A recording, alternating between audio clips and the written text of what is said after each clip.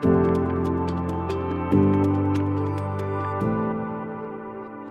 today we're going to talk about resilience for RPCVs. You know, anyone who's been in RPCV, come on, you really need to learn about resilience. You've been through it before. You know a little bit about resilience. You know what you think you need to do. But we're going to talk a little today about the science behind resilience and how that might change some of the strategies that you bring to being an RPCV now, coming home recently from service. And we're going to find out what more you can do to support yourself and others as you go through that process. My name is Peter Redmond. I'm the director of the Center of Excellence in Foreign Affairs Resilience at the Foreign Service Institute, part of the U.S. State Department, where we train our diplomats. I've got a lot of years of Peace Corps, so I think I'm a pretty good person to talk about this subject. I was a senior leader, most recently before my job at the State Department, for almost 10 years, working in Washington. And before that, I was the Peace Corps country director in Panama for 5 years, or actually almost 5 years, and director of program and training for Peace Corps Panama before that. And of course, most importantly, I'm an RPCV Honduras 1990 to 92.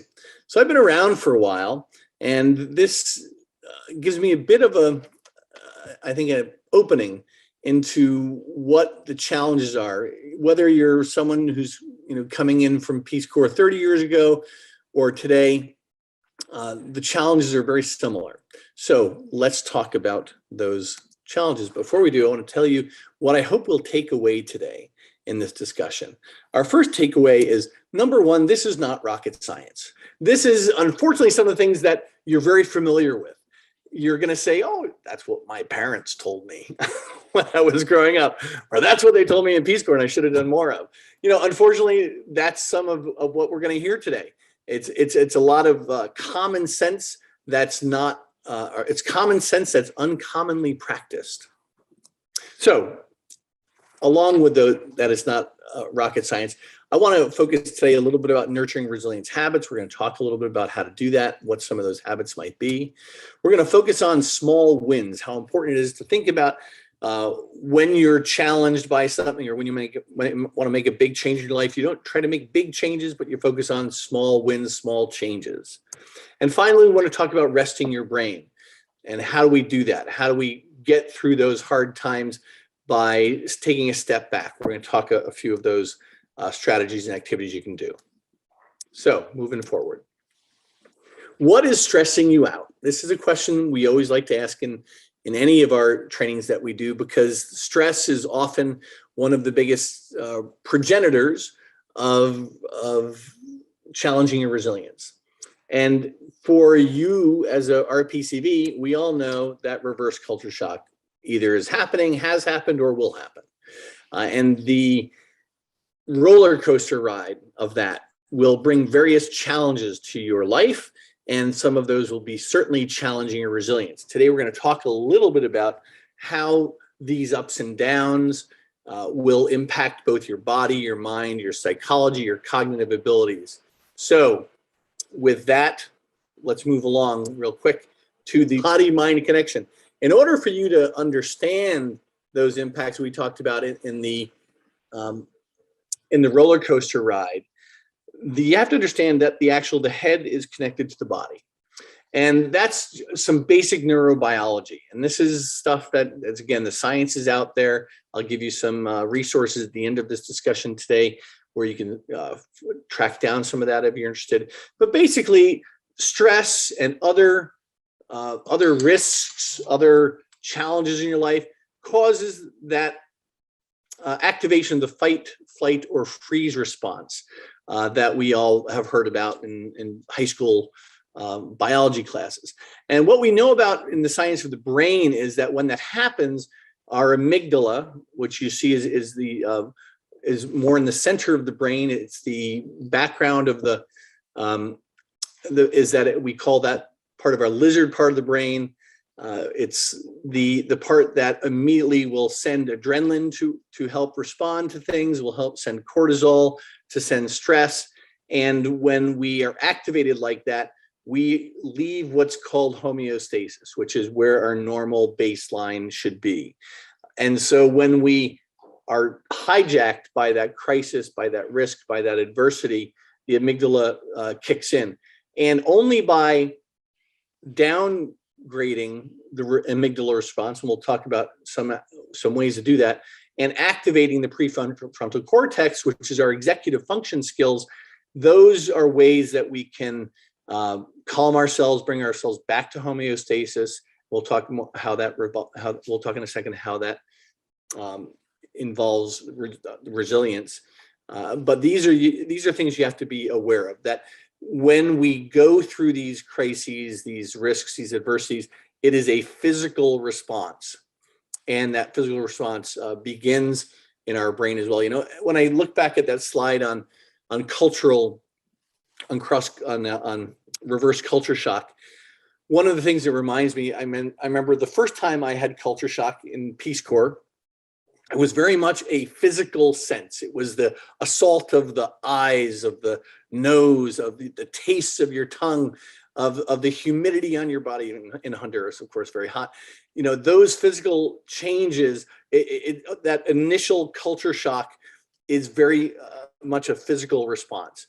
What we do as we go on in getting to know the culture a little bit better, of course, we get below the iceberg of those initial responses, and we know there's a lot of other things and values and other worldviews and perspectives.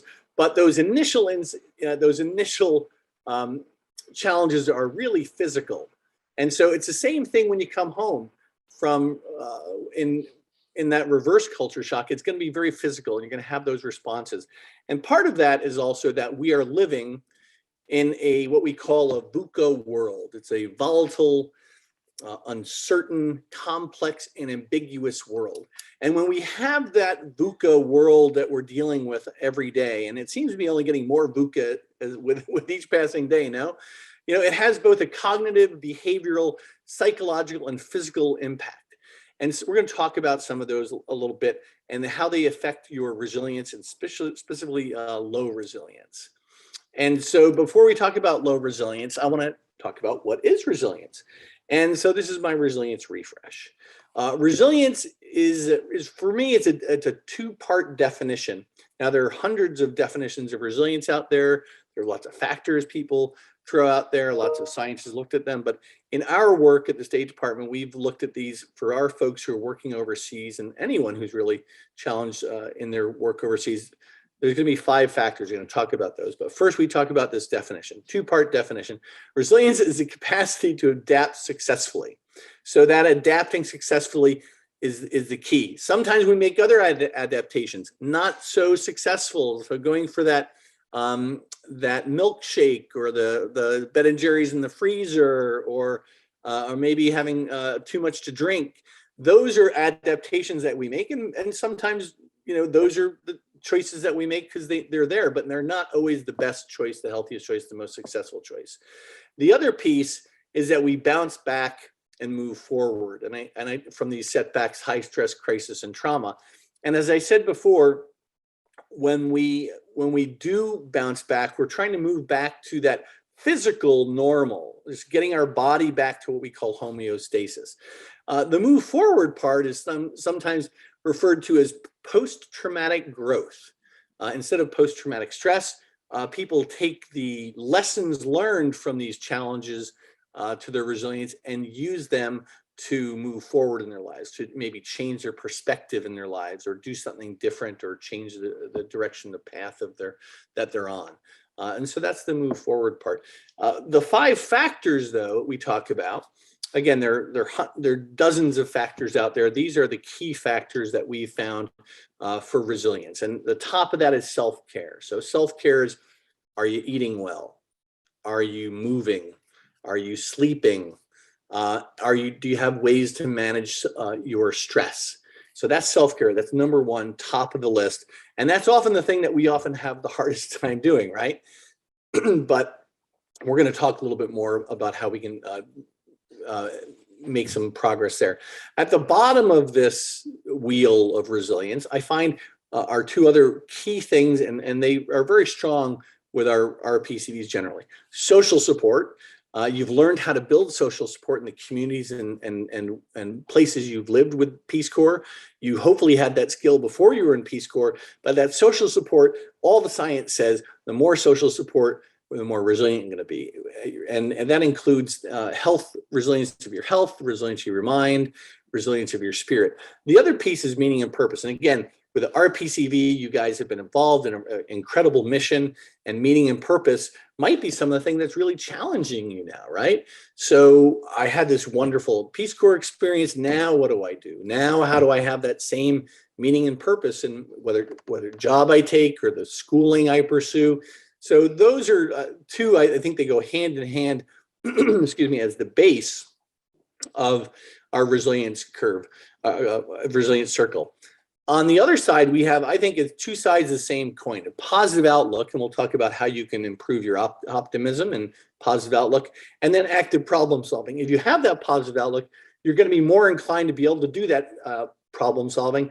Some people call that, excuse me, self-efficacy as one way to look at it, and ways to look at problems differently and reframe them. So these are our 5 factors that we talk about. We found that this is a good way to look at resilience. I'm going to share some more, again, resources toward the end, and you can explore some of these later on.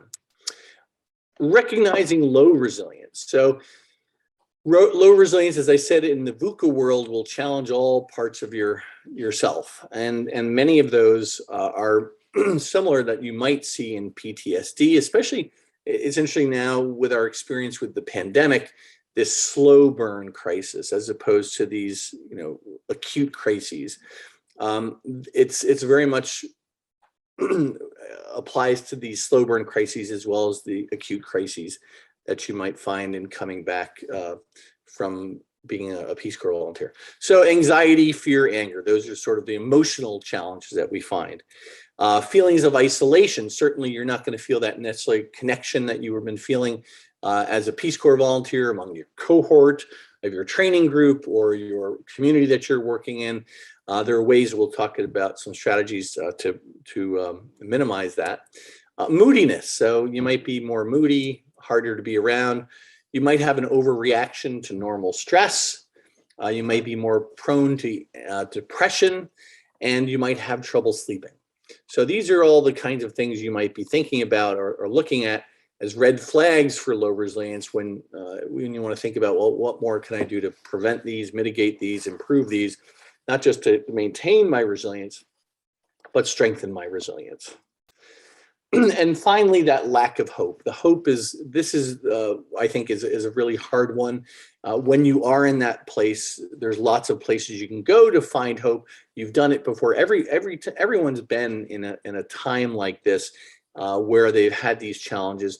But when you get to that lack of hope, that's where I hope you'll think about maybe reaching out and getting some professional help. We know there's lots of great activities and strategies that you can do on your own or with others, but sometimes professional help is also necessary. So think about that when you're there. So small wins. I want to talk a little bit about small wins. What are the things that you can think about, some activities and strategies you can do to make some changes in your life? It doesn't have to be huge changes. They can just be small changes. And one of them is practicing gratitude. We talked about the importance of positive outlook.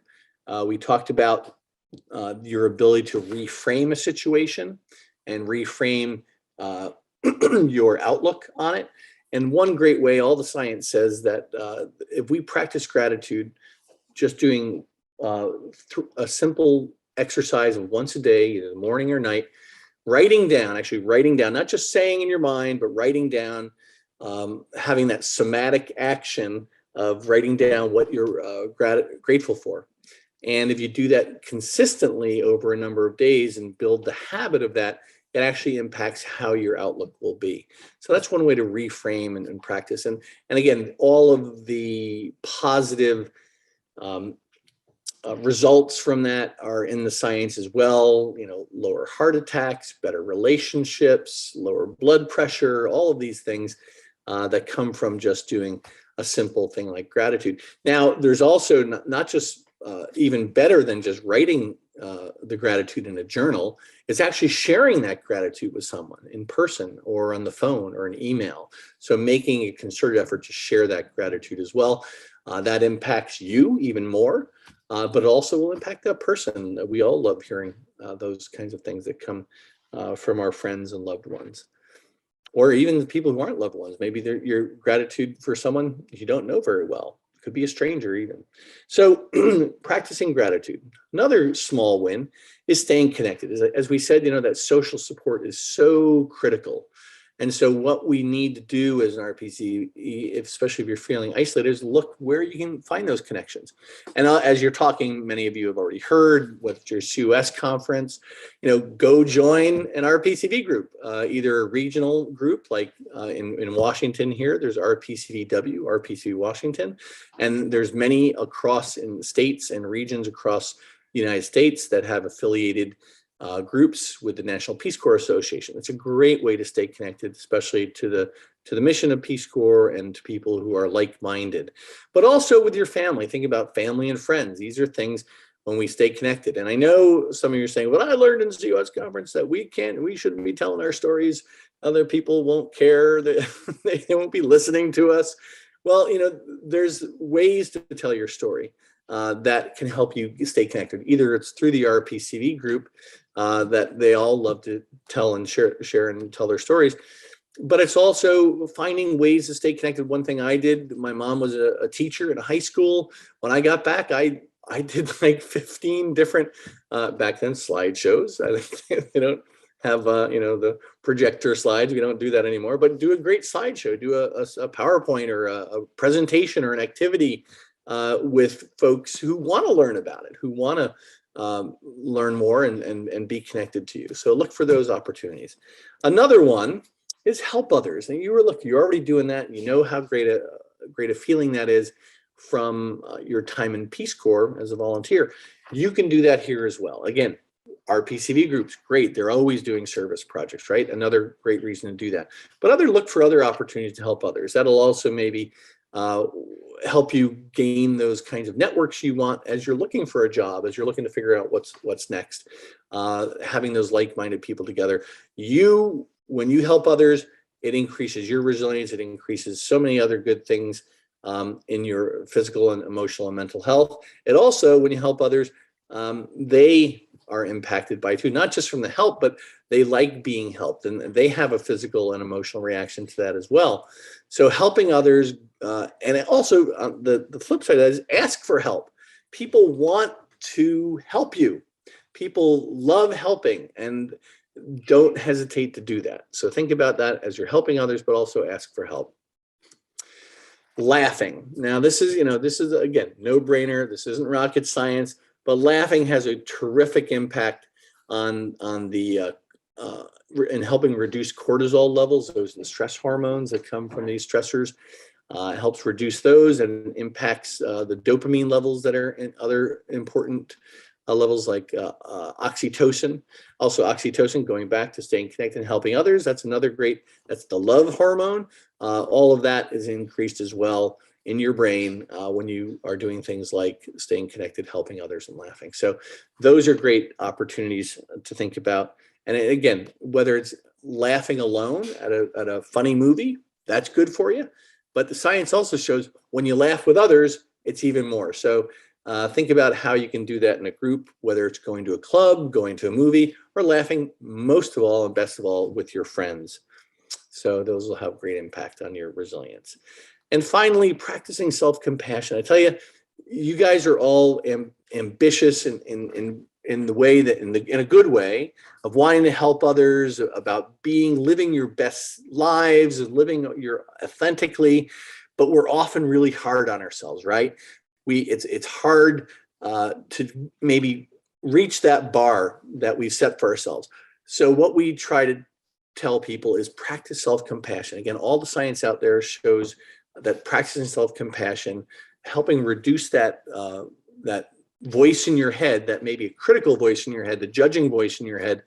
And there's various ways to do that. We're going to talk a little bit about. Starts with breathing, starts with the physical somatic responses that we have to the critical judge that we bring to the table. So think more about how you can practice self-compassion. I'll give you a resource at the end of this talk as well on that. Finally, this is, or not finally, but as we near the end of this discussion, here's what we call the daily resilience countdown. Now, this is something that we developed with my team. You can actually develop something yourself to make it easier. Some people actually see this and go, oh no, not another list of things to do. It stresses me out. Or some people, like some friends of mine, they look at this as, oh, this is great. I have a list. I can check it off and I know exactly what I need to do. So whichever one of these, if you're the latter, that's great. Go at it, have fun with all of these. If you're the former, just take one or two of these. And again, looking for small wins. Look for ways that you can just make small changes in your life, in your daily habits, in your daily practices.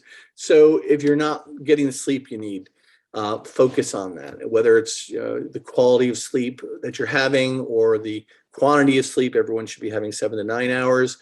I know that has not always been my strength, but I've been working at it in the last couple of years, and it's really made a difference for me in many ways. Simple things like hydrating, and of course, the 9,000 steps of moving. Now, a lot of people have, oh, what about the 10,000 steps? Well, that was actually a made up number. As long as you're moving and getting, it's actually the science. I've seen different scientific studies on this. Some are say, after 7,000 really doesn't add much. There's some diminishing returns, but again, shoot for 9 or thereabouts, and you're going to be moving and not just sitting around all day. So other things, getting to the rest of your brain piece. So as you look at these, some of you are saying, hey, I can't, really unplugged, relaxing activities. I'm on my phone all day. I'm on my screen all day, whether it's at work or friends, connecting with friends. Find some time, be intentional about resting your brain away from the screens. Even though I'm talking to you today on a screen, you got to find that time to step away and find those 2 unplugged, relaxing activities. And the same goes for the number 6. When we talk to groups around the world, these kinds of stepping away, giving yourself that ability to rest your brain, whether it's the unplugged activities or 6 minutes of meditation, folks find it hard to do. I've been started to include meditation in my life in the past 2 years through the pandemic, and it's really incredible. And now I'm not great at it, as some people can do an hour. I just do 10 minutes a day, 10 to 15 minutes a day, and I'm fine. It really sets the tone for the rest of the day. It actually brings our bodies into that level of homeostasis. And again, practicing the breathing is a really important. If there's one thing you can do to rest your brain, it is to use belly breathing. And you can find lots of stuff on Google. Just Google it, belly breathing. There's all sorts of different types you can do. The in-breath actually will often is associated with bringing your sympathetic nervous system into gear. And so that's like for fight or flight, it's that gasp, but it's the out breath that engages the parasympathetic nervous system and helps you calm down and reduce the amygdala's take on your brain, and it helps you engage the prefrontal cortex. So think of those breathing activities as a very useful way. And then again, in the 6 minutes of meditation, that's something to challenge you on. So with that, I just want to leave you with a few quotes from folks I think that get at some of these strategies we're talking about. And Arthur Ashe, famous tennis player and civil rights activist, he said, start where you are, use what you have, do what you can. So that's really just being present, using your resources. This is sort of a lesson. He said this back in more than 50 years ago. And it is really what you were practicing as a Peace Corps volunteer too, right? So you're using what's available, using what's locally, what you have and what others have. And so think about how you can use what you have to bring your resilience up. The different activities, very simple things like walking, like breathing, like connecting with friends. The other one is a Japanese proverb, none of us is as smart as all of us. And that to me just reminds me, hey, let's go out there and make sure we're connecting with folks so we're not feeling isolated. And we're going to find ideas. We're going to have other people will help give us some ideas of how we might be able to either engage with each other or improve our resilience together. And Maya Angelou said, do the best you can until you know better. Then when you know better, do better. That gets to the self-compassion piece, but it's also that ambition piece too that I think that we all have. We know that we always want to improve where we were from the day before, either ourselves or the world that we're living in. And finally, Oprah Winfrey said, we can't become what we need to be by remaining where we are. And that just tells us that we really need to be focused on building on those challenges that are brought to us. And with every time we successfully overcome one of those challenges, our resilience is improved, it's strengthened, and we're ready for an even bigger test. So with that, I want to thank you for all being here today and listening to what I have to say. I know there's lots of folks out there who've got lots of information on resilience, and I'm going to give you a few resources here. I really like the Greater Good magazine out of UC Berkeley. Check that out for lots of great information on health, wellness, resilience. And also there's some articles here, one from NIH, the National Institutes of Health, on nurturing resilience, bouncing back from difficult times, and a New York Times article from last year called Don't Mistake Resilience and Don't Mistake Silent Endurance for Resilience. So it's not just about putting your nose to the grindstone and just getting through it. There's a lot more to it than just that. And hopefully you'll explore some of that. And finally, the last outside resource was the selfcompassion.org by Professor Kristen Neff. And she's been a leading researcher and author on self-compassion. So you want to check that out, please do. And finally, from our office, we have some connections. If you search any of these, the resources for resilience during COVID, some of the things that my office put out to help folks struggle with that long-term, the slow burning crisis of the pandemic. And finally, if you want to contact me, you have this email address, fsitcresilience@state. And if you have any questions, feel free to rate me at that email address. So with that, thank you all so much for spending some time with me today.